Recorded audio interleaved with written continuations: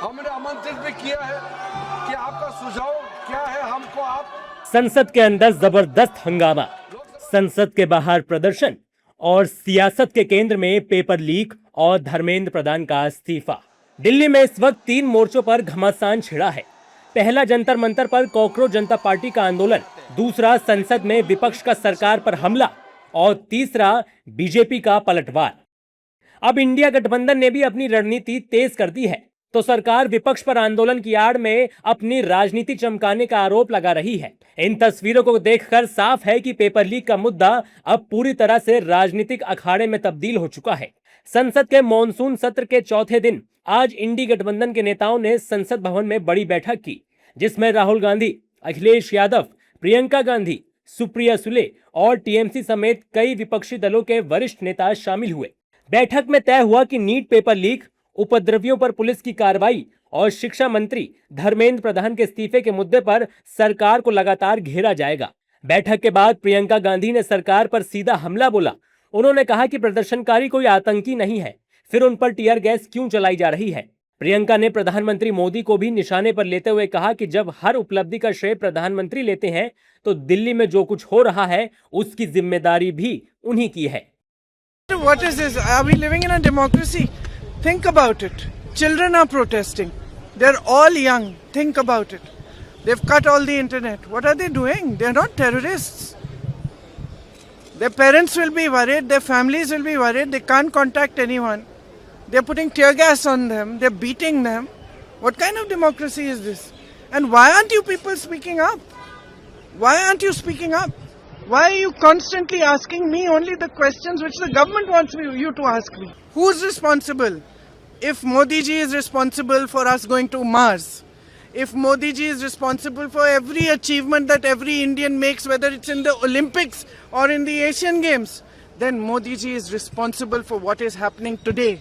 Modi ji is responsible for the fact that our youth feels there's no future. And Modi ji is responsible if thousands of children are demonstrating and he's cut off the internet and he's tear gassing them and he's having them lathi charge. If something happens to even one of them, it is his responsibility. उधर TMC सांसद महुआ मोइत्रा ने भी कहा कि जब तक केंद्र शिक्षा मंत्री धर्मेंद्र प्रधान इस्तीफा नहीं दे देते तब तक किसी चर्चा का सवाल ही नहीं उठता। वहीं कांग्रेस महासचिव केसी वेणुगोपाल ने कहा कि प्रधानमंत्री को खुद प्रदर्शनकारियों से आकर बात करनी चाहिए। After all this, what is this? False claims. Nobody believe in his words nowadays. Nobody believe in his words. This credibility of his words has been already disappeared. Nobody is going to because no action from the government. First of all, he has to remove the Dharmendra Pradhan from education ministry. Then he has to talk to the students. हम देख रहे हैं कि आज तीसरे दिन दिल्ली में सारे मेट्रो स्टेशन बंद किया गया है। ये ऐसे सरकार नहीं चला सकते इन लोग। Delhi is under seize.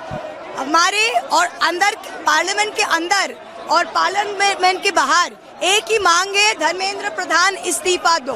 सरकार अगर चाहती है कि वो हमारे साथ अंदर कॉम्प्रोमाइज करके बाहर बच्चों के आवाज को चुप कराए, ये कभी नहीं होने वाला है। बाहर जनता की जो आवाज है, अंदर पार्लियामेंट में जनप्रतिनिधि का भी वही मांग है, धर्मेंद्र प्रधान मस्ट रिजाइन। कोई चर्चा नहीं, कोई बात नहीं, पहले रिजाइन फिर कोई बात।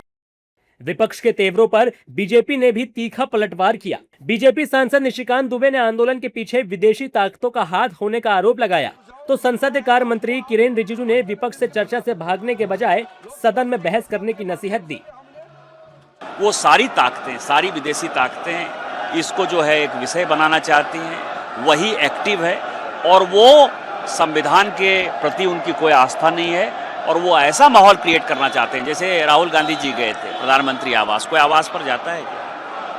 आवास का मतलब ये है कि प्रधानमंत्री आवास पर जाकर जो है वो मैसेज देना, वो कब्जा करना चाहते थे आवास को, और डायरेक्ट तो वो 100 चुनाव हार चुके हैं, तो उनको ये लगता था इसी माध्यम से जो है वो अपना झंडा गाड़ देंगे और वही प्रधानमंत्री बन जाएंगे। मेरा तो सिर्फ इतना ही कहना है कि हमारा तरफ से जितना हम ऑफर करना था, हम खुले दिल के साथ, खुले मन से हमने ऑफर किए हैं।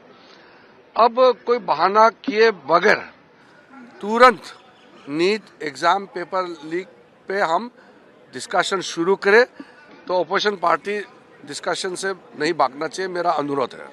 यानी एक तरफ विपक्ष धर्मेंद्र प्रधान के इस्तीफे और प्रदर्शनकारियों से माफी मांगने की मांग पर अड़ा है, तो दूसरी तरफ सरकार चर्चा के लिए तैयार होने का दावा कर रही है। संसद के अंदर पक्ष बनाम विपक्ष की लड़ाई और बाहर आंदोलन बनाम प्रशासन की जंग। अब देखना होगा कि सियासी टकराव के इस दौर में समाधान पहले निकलता है या फिर संसद से सड़क तक जारी यह घमासान और तेज होता है।